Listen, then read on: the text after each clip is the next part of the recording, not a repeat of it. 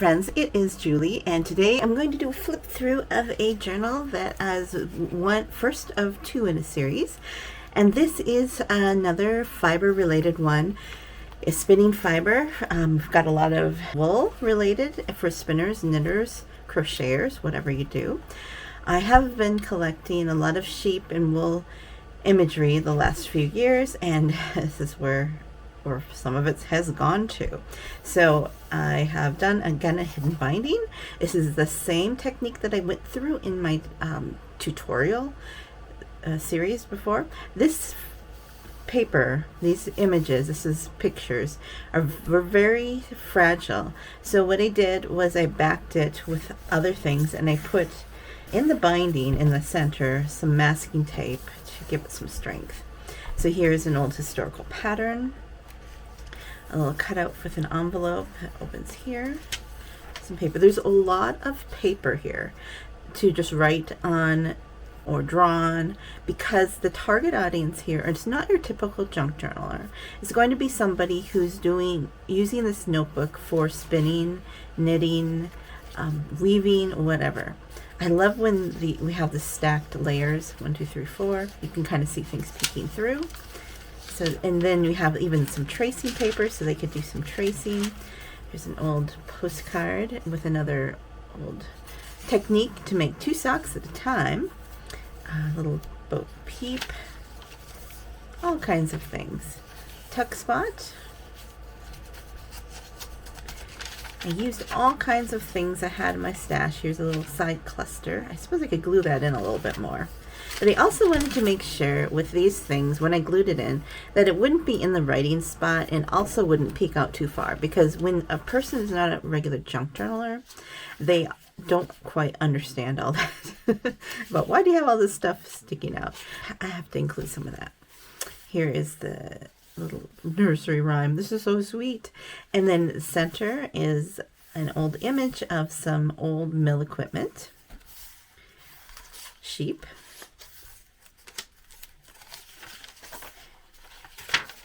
And this is a side, I don't know what you call it, side cluster strip or whatever. I made a while ago, and it had a sheep on it, so I had to include it. And a little side pocket here. I didn't fill up a lot of these things because, again, the target audience is not a general person who does junk journaling, and they might not, they like, it's already filled up, where am I going to put my stuff? So this part had a rip on it, so I repaired it by doing a paper ruffle that I glue those. I don't sew. Here is a journaling card.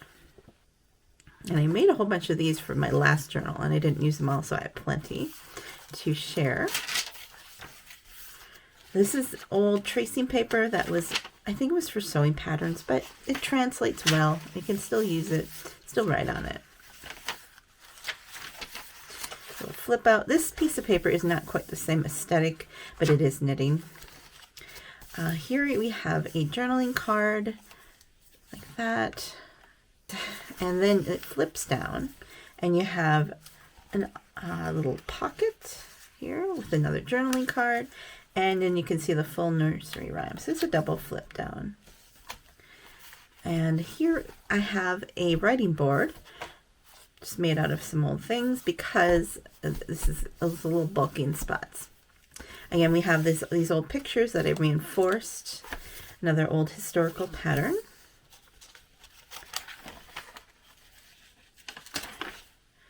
Especially, you need the writing board, especially when you have Braille paper, because if I were to write on here, I couldn't write on that easily, so you really need that.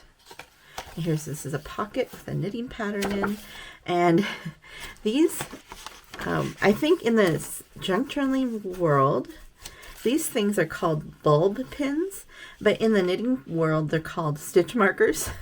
They often have like a little jewel in them. So I was going to attach something else there, but I haven't done that yet. I haven't figured it out. Here's an old piece of stationery. Just folded it up, put it in the pocket. And here's another pocket on the other side with an old, one of these postalettes or whatever, where you fold down, and here's the gold seal. I don't want that to get lost. More ruffles. I think just some old stationery note. It's not so old. but it looks like an old handkerchief.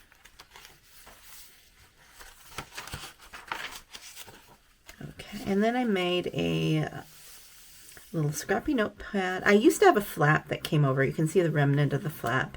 But whenever I opened it up, it would be like awkward because I would grab on and I think, whoa, what is that there? And it wasn't working. So I just decided to cut the flap off and I think it's fine. And then I have a journaling card here that just comes out of this big old envelope. A little weaving spot there. Recycled papers. More ruffles, more reinforcement. This is masking tape, but I think it blends so well. I really like the look. Little side tab. This is a really fun one. These not old, but these clear things. What do you call it? Envelopes and sleeves. And then I put a couple little yarn samples cards in there.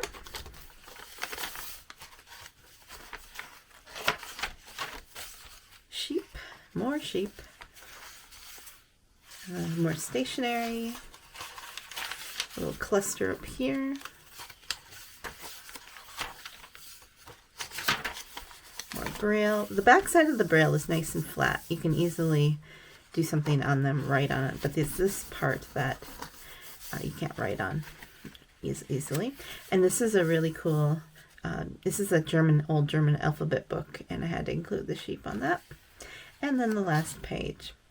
I had trimmed this image down to go on the cover, but I preferred this on there instead. So there was a gap at the top. So of course I just trimmed it off with some lace. And there is the back, The World of Wool. I think this is from an old magazine article somewhere. Somebody gave me at one point that I thought that would be perfect for the cover. That's what I would want to see.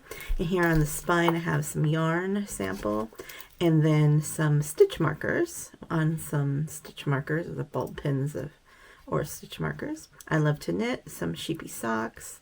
So then you can just clip on some markers there, make some notes, and voila, there is your wool fiber loving artist notebook. So, hope you enjoyed that flip through, and I'll see you in the next page. Goodbye.